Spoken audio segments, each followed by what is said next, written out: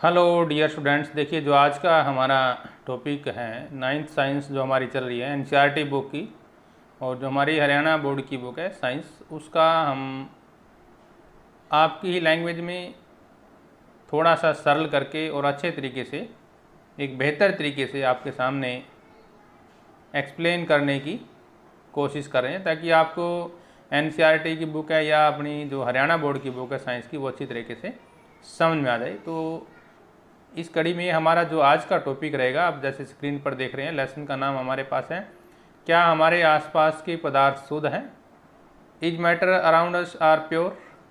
और इसमें हम करेंगे निलंबन, कोलाइड सॉल्यूशन और मिश्रण के घटकों का पृथक्करण किस तरह से किया जाता है। वीडियो पूरा देखिए, ध्यान से देखिए, बिल्कुल आपको क्लियर हो जाएगा, समझ में आ जाएगा। और वीडियो को लाइक भी कीजिए और सब्सक्राइब भी जरूर कीजिए, ये आपका अपना चैनल है physics.edu.rajendra। तो चलिए बिना देरी किए शुरू करते हैं। हमारा जो आज का टॉपिक है निलंबन, कोलाइड और विलयन के बात करेंगे हम मेन। देखिए जो हमारा पिछला वीडियो था उसमें हमने विलयन के बारे में पढ़ा था, उस वीडियो को जरूर देखिए। उसका जो लिंक है इस वीडियो में भी दे दिया गया है, ताकि आप पहला वीडियो भी आराम से देख सकें। विलयन होता क्या है, जिसको हम इंग्लिश में सॉल्यूशन बोलते हैं, होता क्या है। पिछले वीडियो में हमने पढ़ा था विलयन, देखिए दो या दो से अधिक पदार्थों का समांगी मिश्रण होता है।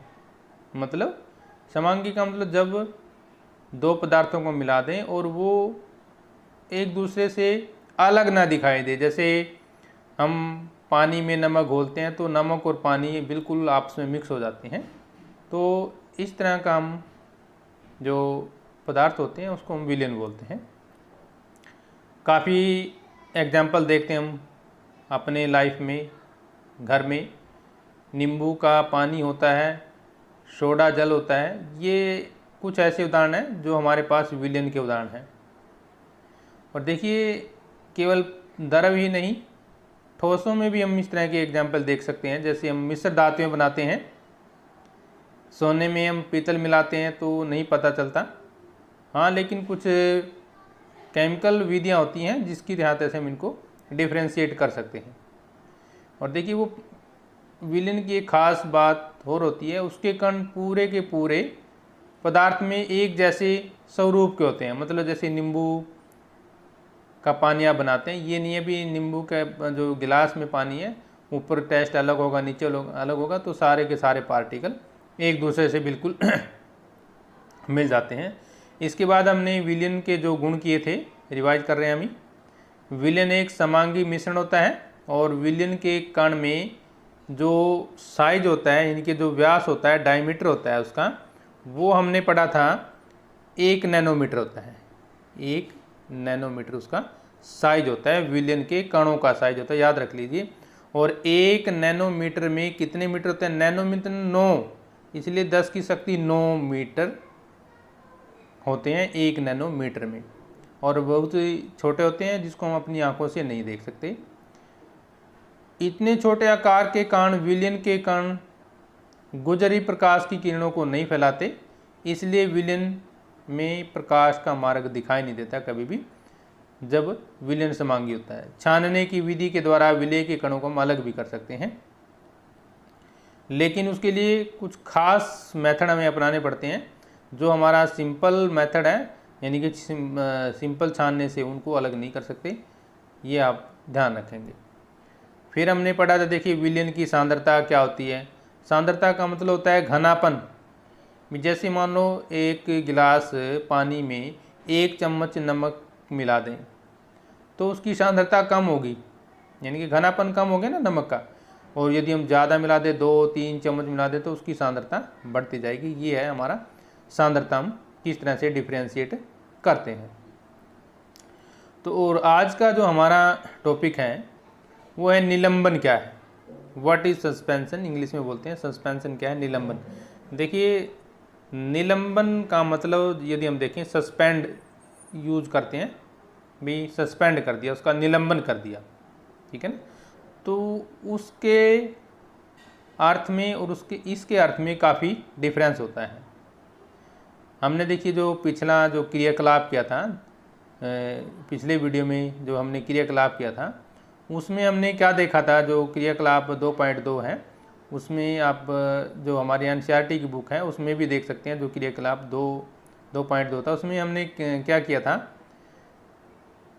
कि कुछ बच्चे जो है समूह में बिठा दिए गए थे और प्रत्येक समूह को नमूना करने के लिए, जांच करने के लिए कुछ ना कुछ पदार्थ दिए गए थे। उसी के हिसाब से हम आज का जो टॉपिक चल रहा है हमारा निलंबन क्या है, उसी की ही कड़ी में हम इसको करना चाहेंगे भी किस तरह से हम इसको समझ सकते हैं। निलंबन होता क्या है, ये एक असमांगी विषण होता है, मतलब जो नहीं मिलता, आपस में अलग दिखाई देता है, जिसके कण घुलते नहीं हैं लेकिन माध्यम की समष्टि में निलंबित रहते हैं, यानी कि निलंबन कहलाता है।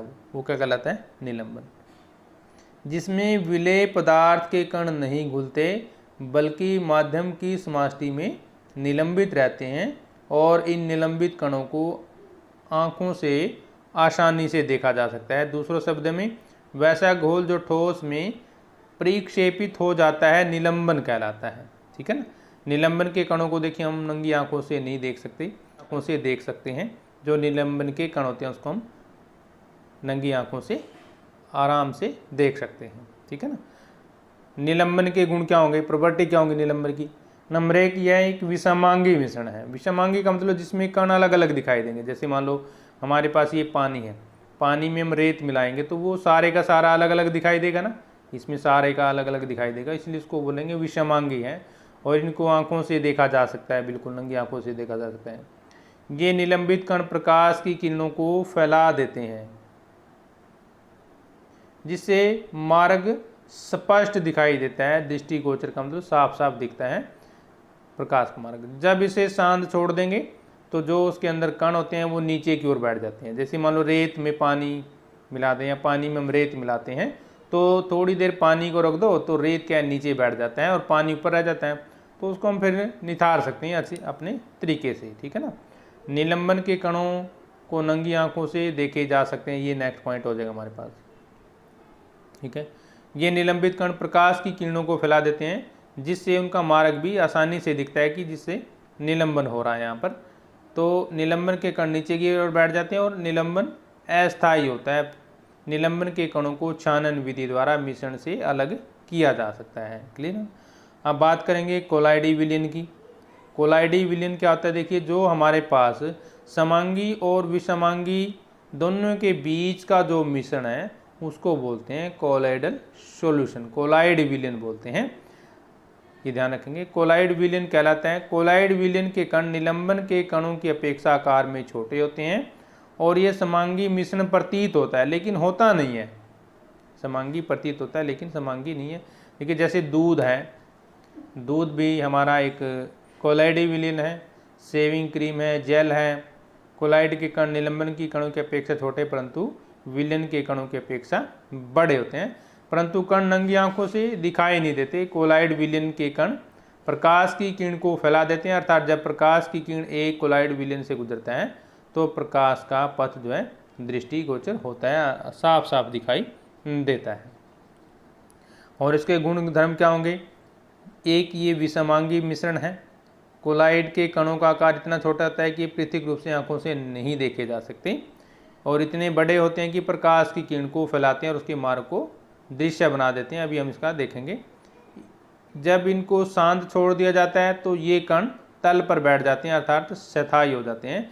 एग्जाम्पल के तौर पे वही हमारे पास जो पानी में यदि हम रेत मिलाते हैं उसको थोड़ी देर के लिए छोड़ दो तो वो क्या होगा, रेत जो है आराम से तल पर बैठ जाएगा और ये स्थायी हो जाएगा। और फिर जो उस पानी को हम यदि निथारना चाहें तो छानन विधि द्वारा मिश्रण से पृथक नहीं किए जा सकते, किंतु एक विशेष विधि अपकेंद्रीय तकनीक का भी हम यूज़ कर सकते हैं जिनको नहीं किया जा सकता हल। अब देखिए कोलाइडल जो हमारे पास विलयन होता है उसके 2 घटक होते हैं। नंबर 1, परिक्षिप्त प्रवस्था यानी कि डिस्पर्स फेस, और दूसरा परिक्षेपण माध्यम यानी कि डिस्पर्जन मीडियम बोलते हैं। विलेय पदार्थ की तरह घटक या परीक्षित कण को कोलाइडल रूप में रहता है, उसे परिक्षिप्त या प्रावस्था कहते हैं, डिस्पर्स फेस बोलते हैं। और वह घटक जिसमें प्रक्षिप्त प्रावस्था निलंबित रहता है उसे प्रक्षेपण माध्यम कहा जाता है। ठीक है, अब बात करते हैं टिंडल प्रभाव क्या होता है। इंपॉर्टेंट क्वेश्चन है हमारे पास। अभी बात कर रहे थे, देखिए हमने बात की थी भी जब हम प्रकाश की किरणों को कोलाइडी विलयन में से गुजारते हैं तो प्रकाश का जो पथ है वो बिल्कुल साफ साफ दिखाई देता है कि यहाँ से देखिए, ये एग्जांपल देखिए, ये हमारे पास कोलाइडी कॉपर सल्फेट का विलयन है। ठीक है ना, कॉपर सल्फेट का विलयन टिंडल प्रभाव दर्शाता है, सॉरी टिंडल प्रभाव नहीं दर्शाता।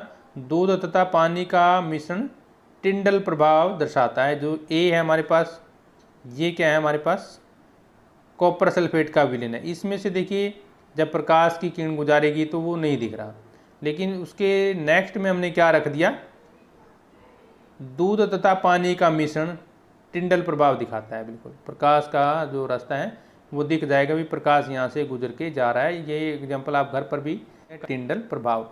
और डेफिनेशन क्या बनेगी, किसी कोलाइडी विलयन में उपस्थित कणों द्वारा प्रकाश का प्रकीर्णन होने की परिघटना टिंडल प्रभाव कहलाती है। क्योंकि एक टिंडल नाम के जो साइंटिस्ट थे उन्होंने ये दिया था। और यह प्रभाव छोटे निलंबित कणों वाले विलयन द्वारा भी देखा जा सकता है। टिंडल प्रभाव को टिंडल प्रकीर्णन भी कहा जाता है, यानी कि टिंडल स्कैटरिंग भी कहा जाता है। एग्जाम्पल देखिए, एक बिल्कुल सिंपल एग्जाम्पल है। एक कमरे में आपने देखिए रोशनदान देखे होंगे ना, तो रोशनदान से प्रकाश का मार्ग हमें कई बार साफ दिखाई देता है, जैसे धूल कण सी दिखाई देते हैं ना, तो वो भी एक तरह से टिंडल प्रभाव का ही असर होता है। और ये धूल कण देखिए बिल्कुल आसानी से दिखाई देते हैं और ये कोलाइडी विलयन का एक काम करते हैं। यानी कि जो एक छोटे से कमरे में छिद्र में से प्रकाश की किरणें धूल कणों को तैरते हुए आसानी से देखा जा सकता है। देख लेना अभी कभी। ये धूल तथा कार्बन के कण हवा में निलंबित कोलाइडिल की तरह कार्य करते हैं, जो प्रकाश की किरण को फैलाकर देते हैं, जिससे प्रकाश का मार्ग दृष्टिगोचर होने लगता है। प्रकाश का धूल कणों तथा कार्बन के कणों द्वारा फैलना ही टिंडल प्रभाव कहलाता है। एक एग्जाम्पल हम देखिए जंगलों का भी ले सकते हैं, ध्यान से देखिए। जब एक घने जंगल के आच्छादन से सूर्य की किरण गुजरती है तो हम टिंडल प्रभाव को देख सकते हैं। जंगल के कोरे में छोटे छोटे जलकण होते हैं जो कि कोलाइडी कणों का उसी तरह व्यवहार करते। देखिए ये एग्जाम्पल दिया गया है एक घने जंगल का, तो इसमें से देखिए हमें प्रकाश साफ साफ दिखाई दे रहा है भी, यहाँ से प्रकाश आ रहा है, यहाँ से प्रकाश आ रहा है, तो ये एक टिंडल प्रभाव का ही कारण है। और कोलाइडी विलयन के हम दूसरे एग्जाम्पल लेना चाहिए। देखिए प्रक्षिप्त प्रावस्था और प्रक्षेपण माध्यम। कहने का मतलब देखिए जब द्रव में गैस मिलाते हैं तो एरोसोल बनता है, जैसे कोहरा हो गया, बादल हो गया, कुहासा हो गया, धुआं हो गया, स्वचालित वाहन निसार इनके जिसको एग्जॉस्ट बोलते हैं। ठीक है ना, ठोस और गैस का में आ जाएगा ये हमारे पास। गैस और द्रव से जब एग्जाम्पल लेंगे तो फोम बनता है, जिसमें शेविंग क्रीम बनती है हमारी एग्जाम्पल में। और देखिए द्रव में द्रव जब मिलता है तो उसको इमल्सन बोलते हैं, जैसे दूध है, फेस क्रीम है। जब ठोस और द्रव मिलते हैं तो उसको शोल बोलते हैं, जैसे मैग्नीशिया मिल्क बोलते हैं, मिल्क ऑफ मैग्नीशिया कीचड़ होता है। गैस में ठोस मिलाएंगे तो फोम बनता है, फोम हो गया, रबड़ हो गया, स्पंज हो गया, प्यूमिस हो गया। द्रव में ठोस मिलता है तो जेल बनती है, जेली, पनीर, मक्खन इसके एग्जाम्पल हो जाएंगे। ऐसे ही ठोस में ठोस मिलाएगा तो ठोस शोल बनेगा। और एग्जाम्पल में रंगीन पत्थर हो गया, दूध या कांच हो गया।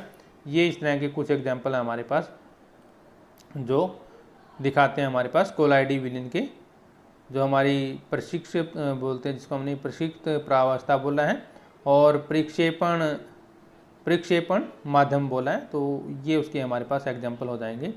ये थोड़े कोलाइडी विलयन के सामान्य उदाहरण हैं। अब हम करते हैं, देखिए जो हमारा मिश्रण के घटकों का पृथक्करण किस तरह से करेंगे। देखिए हम पहले पढ़ चुके हैं कि जो प्राकृतिक पदार्थ हैं रासायनिक तौर पर शुद्ध नहीं होते हैं, उनमें कुछ न कुछ अशुद्धियाँ होती है। मिश्रण के घटकों को अलग करने के लिए हमें अनेक विधियाँ अपनानी पड़ती हैं, और जो अलग करने से मिश्रण में से प्रत्येक घटक के बारे में जानकारी प्राप्त करना और प्रयोग लाना बिल्कुल आसान हो जाता है।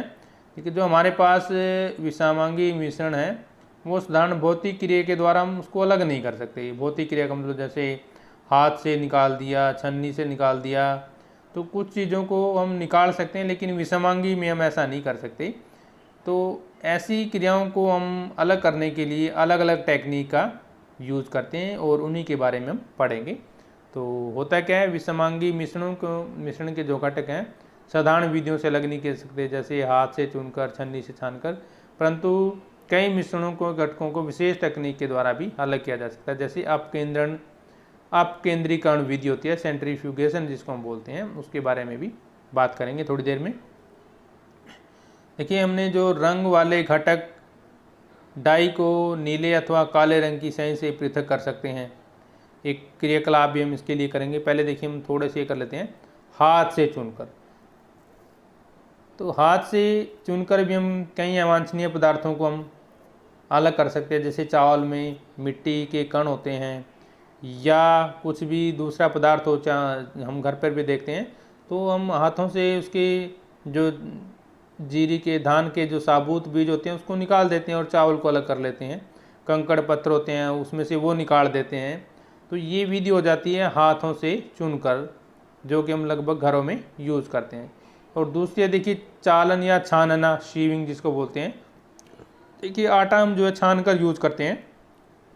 क्यों करते हैं? क्योंकि आटे में कोई दूसरा पदार्थ होता है तो वो छलनी में से निकल जाता है, उसमें से जो चोकर होता है, भूसा होता है, वो भी अलग से निकल जाता है। तो दूसरी विधि हमारी क्या होगी? छानना या चालन विधि जिसको बोलते हैं। एक होती है देखिए निस्पंदन विधि, फिल्ट्रेशन विधि होती है।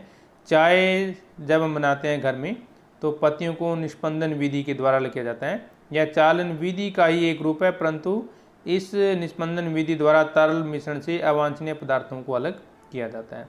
एक विधि होती है हमारे पास वाष्पीकरण विधि। वाष्पीकरण विधि क्या है? जब हम किसी भी पदार्थ को गर्म करते हैं तो वो हवा में उड़ जाता है और बाकी जो मटेरियल होगा वो नीचे बैठ जाता है। देखिए जैसे हमारे पास नमक होता है, नमक समुद्र के जल से हम प्राप्त करते हैं तो वो वाष्पीकरण विधि के द्वारा अलग करते हैं। लेकिन जो समुद्र का पानी है, बड़े बड़े जो कैरियों में, बड़े बड़े मतलब जो ज़मीन लेके उसमें उसको स्टोर कर लेते हैं, फिर वो पानी धीरे धीरे उड़ जाता है और नीचे जो बचाएगा सोडियम क्लोराइड यानी कि नमक बच जाता है, और फिर उसको फैक्ट्रियों के द्वारा साफ करके, स्वच्छ करके पैकिंग कर दी जाती है। तो समुद्र का जल में से नमक भी इसी विधि के द्वारा निकाला जाता है। देखिए एग्जाम्पल देखिए वाष्पीकरण में किस तरह से करते हैं। ये जल है, हमारे पास पानी है, इसमें आपने क्या करना है, आधा बीकर हम जल ले लेंगे, बीकर के मुंह पर वाच ग्लास रखेंगे। देखिए ये वाच ग्लास रखी है, जैसे मतलब कोई ढक्कन होता है किसी तरह। वाच ग्लास एक कांच का गिलास होता है, ठीक है ना। आप बीकर को गर्म करना शुरू कर देंगे।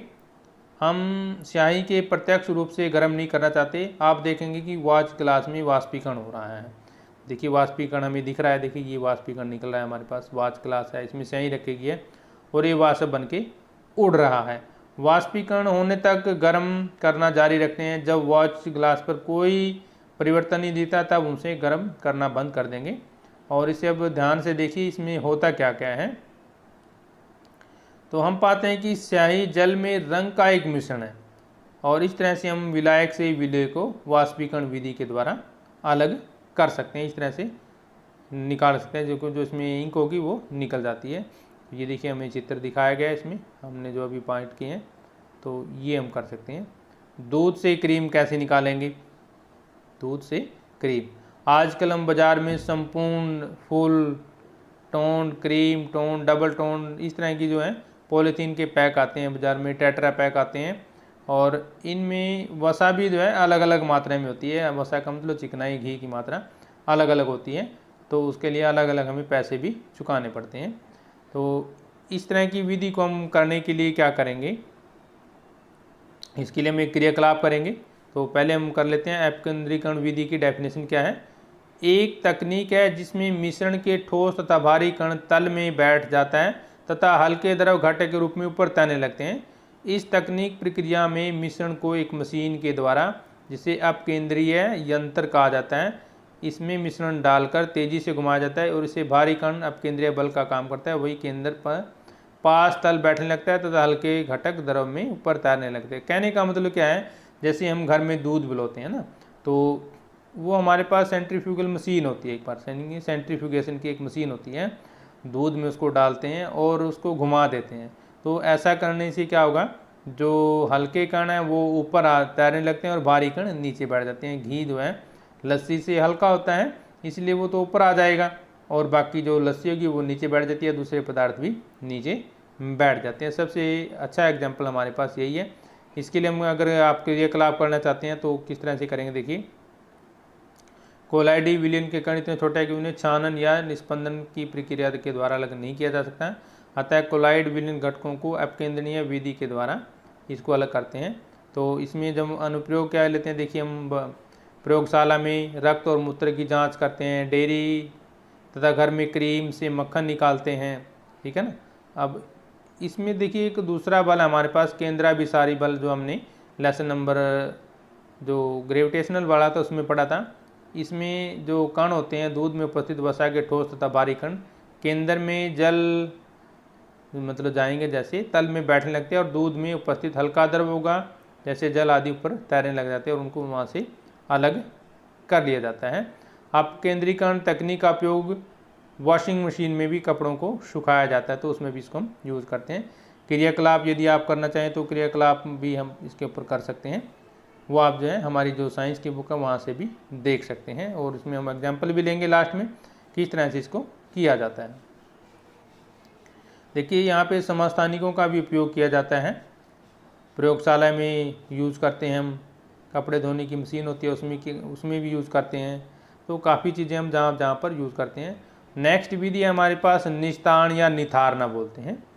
निथारना आप जानती हैं या निस्तारण, दो अघुलनशील द्रवों को निस्तारण या निथारने की प्रक्रिया के द्वारा अलग किया जा सकता है। दो अघुलनशील द्रव यानी कि जो द्रव आपस में नहीं घुलते उनको जो है इस विधि के द्वारा अलग किया जाता है। किस तरह से करेंगे वो भी हम अभी आपके सामने प्रयोग भी देखेंगे और किस तरह से इसको किया जाता है।